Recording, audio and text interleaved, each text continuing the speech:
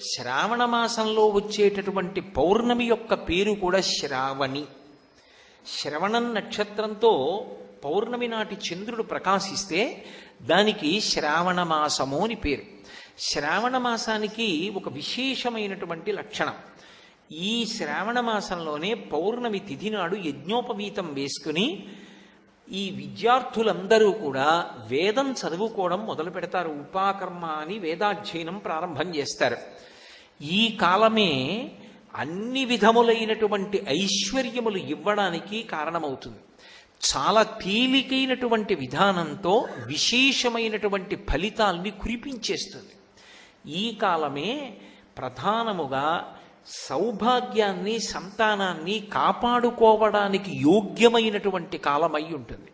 అందుకే మీరు చూడండి, శ్రావణ మాసంలో వచ్చేటటువంటి నక్షత్రం శ్రవణం నక్షత్రంతో చంద్రుడు కలిస్తే ఆ శ్రవణం నక్షత్రం విష్ణు తారకం.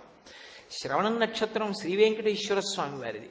శ్రవణం నక్షత్రం విష్ణు తారకమైనది కాబట్టి అది స్థితికారకత్వంతో ఉంటుంది. అంటే రక్షణ శక్తిని ప్రసరణం చేస్తుంటుంది ఎప్పుడు.